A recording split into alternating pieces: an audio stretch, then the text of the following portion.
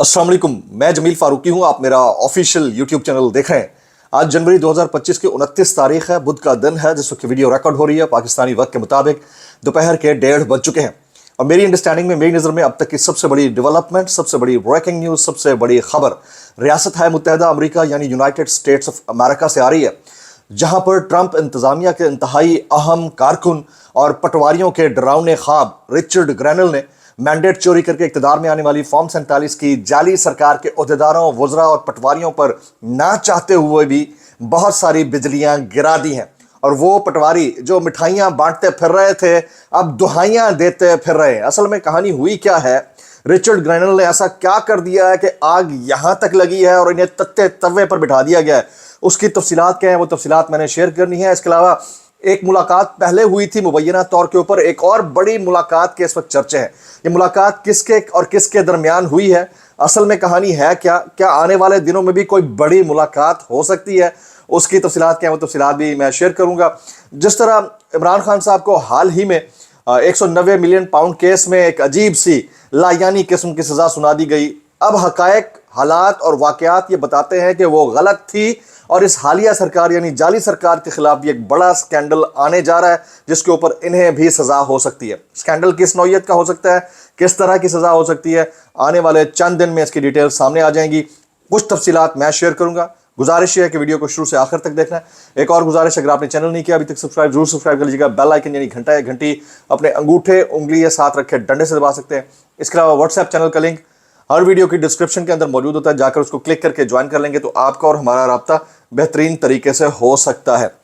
इससे पहले कि मैं टॉप स्टोरी की बात करूं, रिचर्ड ग्रैनल की बात करूं, असल में वाकया हुआ क्या, बिजली कहां, किसने कैसे गिराई, ये एक ट्वीट है। ये पूरी पॉडकास्ट है वैसे तो, लेकिन एक ट्वीट है और एक शक्ल है, ये मैं आपको दिखाना चाहता हूं। ये पहले ट्वीट सुन लीजिए। ट्वीट क्या है? ट्वीट ये है कि शहजादा चार्ल्स का अलीमा खान के लिए रिश्ता। शहजादा चार्ल्स ने पूछा कि आप क्या कर लेती हो। मैंने कहा कि सिलाई मशीन चला लेती हूँ, कपड़े मैं धोती हूँ, रिक्शा में चलाती हूँ और भाई के सिगरेट भी भरती हूँ। ये आपको पता है कि ये बंदा कौन है? ये गटर खाना जो हमारे सोशल मीडिया के ऊपर खुला हुआ है, असल गटर खाना ये है जिसको स्टॉप करने की ज़रूरत है। ये साहब है, इसकी शक्ल मैं दिखा देता हूँ। पुराने दौर में लोग तबलची रखा करते थे अपने दरबारों के फैसलों के ऊपर नाचने के लिए, घुंघरू तोड़ के खुशियां मनाने के लिए। इस दौर के अंदर ऐसे टाउट भर्ती कर दिए गए हैं मीडिया के ऊपर, माजरत के साथ सोशल मीडिया के ऊपर, जो ये समझते हैं कि कुछ भी बोल देना, कुछ भी कह देना, कोई भी इल्ज़ाम घड़ देना, किसी के साथ बदतमीजी करना, किसी की जेंडर तब्दील कर देना, किसी के गैर अखलाकी तरीके से किसी के ऊपर कीचड़ उछाल देना, ये सब कॉमेडी के अंदर आता है। इन अहमकों को ये पता नहीं है कि अगर इज्जत उस तरफ की ख्वातीन की भी है तो इस तरफ की ख्वातीन की भी है, अगर इज्जत उस तरफ के मर्दों की है तो इज्जत इस तरफ के मर्दों की भी है। इसमें कोई डिवाइड नहीं होता है। जेंडर सबकी काबिल एहतराम होती है, माएँ सबकी, बहनें सबकी काबिल एहतराम होती हैं, लेकिन इन बेगैरतों को बिल्कुल शर्म, हया, लिहाज नहीं आया है।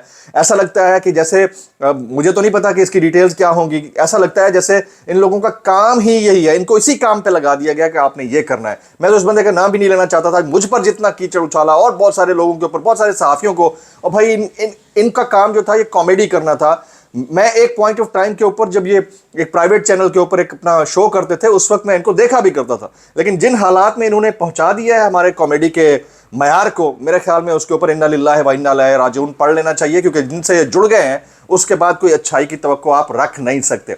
अब आ जाते हैं रिचर्ड ग्रैनल के ऊपर।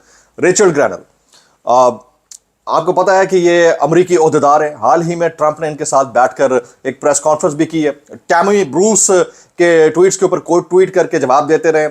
कुछ घंटे पहले जो है वावेला मच गया सोशल मीडिया के ऊपर, खासतौर पर जो टाउट सोशल मीडिया है उसने फंकार कर ये कहना शुरू कर दिया कि रिचर्ड ग्रैनल ने इमरान खान के हक में जो किए जाने वाले ट्वीट थे सारे डिलीट कर दिए। भाई अब उसकी टाइमलाइन पे कुछ नहीं है, गेम बदल गई है। वहां पर जो अमेरिका के अंदर कुछ लोग बैठे हैं पाकिस्तान से, वो चीज़ों को ऐसे घुमा गए हैं कि अब कुछ नहीं बचना। अब तो मतलब ये गए समझो, मतलब इनको हमने आंखें दिखा दी हैं, हमने इनको एब्सोल्युटली नॉट बोल दिया, पता नहीं क्या क्या कुछ अभी तक ट्वीट्स हो रहे हैं। असल कहानी कुछ और है। इन अकल के अंधों के जो मिठाइयां बांटते फिर रहे थे टाउट और पटवारी, इनके ऊपर बिजलियां ना चाहते हुए भी रिचर्ड ने गिरा दी हैं।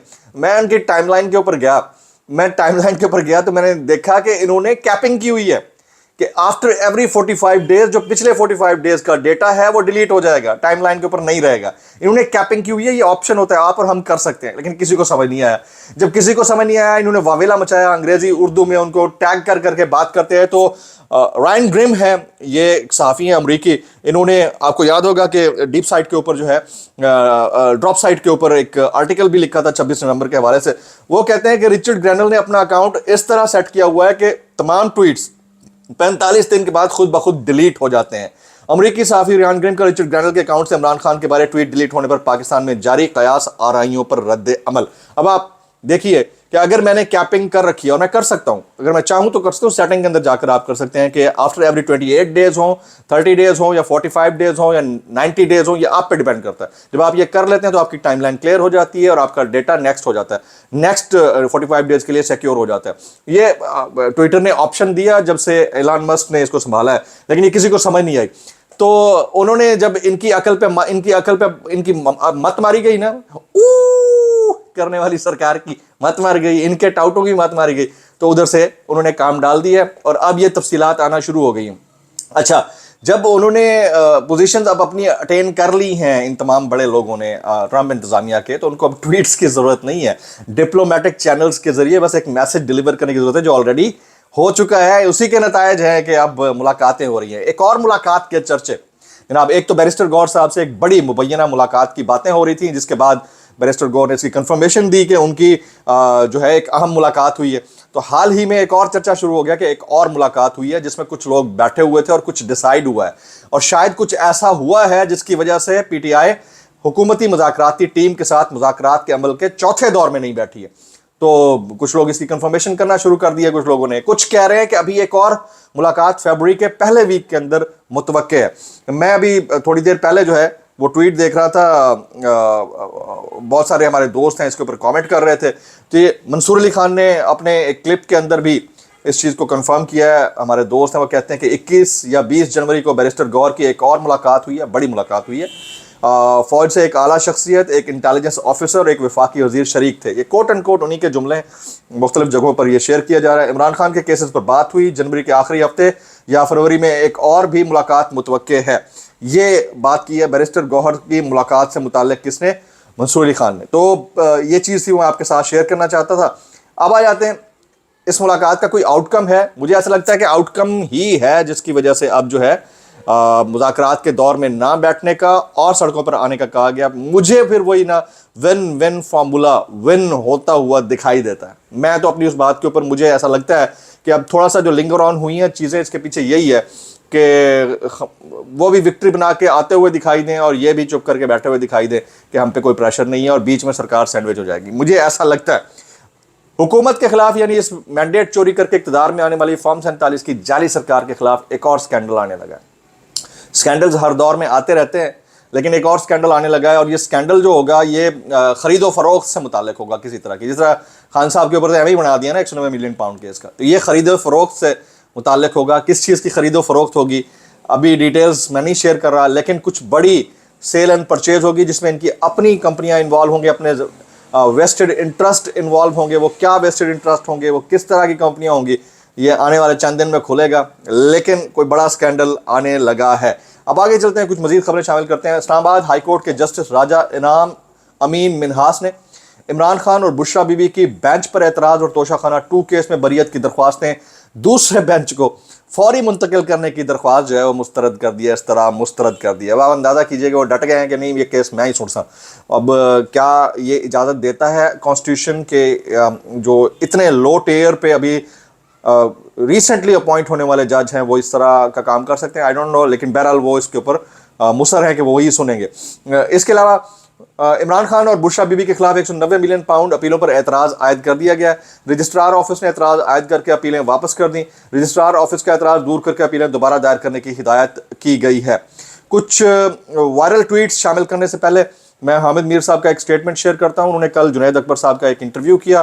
جنید اکبر صاحب بڑے پرو ایکٹیو ہیں, وائبرنٹ ہیں, اور اس بات کے اوپر ڈٹے ہوئے ہیں کہ وہ ہومیوپیتھک نہیں رہیں گے, وہ فرنٹ فٹ پر کھیلیں گے اور انہوں نے کرنا ہے. تو کے پی کے کی قیادت اب پی ٹی آئی کی انہوں نے سنبھال لی ہے, صدارت انہوں نے سنبھال لی ہے. وہ کہتے ہیں کہ عمران خان نے آج جنید اکبر کو پیغام بھیجا ہے کہ اب میں وزیر اعظم بننے سے آگے کی سوچ رہا ہوں, ہمیں کچھ بڑا کرنا ہے. जुनैद अकबर का कहना है हम हार्ड लाइनर्स को आगे लाएंगे, पूरी तैयारी के साथ दोबारा इस्लामाबाद की तरफ मार्च करेंगे और तहरीक इंसाफ को होम्योपैथिक लीडरों से पाक किया जाएगा। अब अगर ये वाली सोच प्रिवेल करती है तो याद रखिएगा फिर सड़कों पर लड़ाई होगी और दोबारा से मार्च की तैयारी होगी, इस्लामाबाद की जानिब हो या किसी और तरफ हो, या शायद अब खुली इजाज़त दी जाए कि आप इस्लामाबाद डी चौक के अंदर आकर मार्च करें। और जो पहले एक अफसोसनाक वाकया 26 नवंबर को हो चुका है उसको न्यूट्रलाइज किया जाए, ये भी एक तावील हो सकती है आने वाले दिनों में जो तब्दीलियां आ रही हैं उसके अंदर। कुछ वायरल बयानात इस डिस्क्लेमर के साथ, अगर आपको मेरी बात बुरी लगती है तो माजत, जायब लगती है इंतहाई माजत, और जायब लगती है सानू की कैसे कर लो तो यार। राना सनाउल्लाह साहब, मोहसिन नकवी का दौरा अमेरिका ऑफिशियल निजी है, ऑफिशियल नहीं निजी है, मुझे नहीं मालूम वो किस हैसियत से मुलाकातें कर रहे हैं और हमें भी नहीं मालूम कि आप किस हैसियत से इतनी बड़ी बड़ी पोजीशन पर बैठे हैं। मैं तो बस इतना कहना चाहूँगा भाई, कर कैसे लेते हो यार। ब्लॉग से इतना ही, दुआ में याद रखिएगा। अस्सलाम वालेकुम रहमतुल्लाहि व बरकातहू।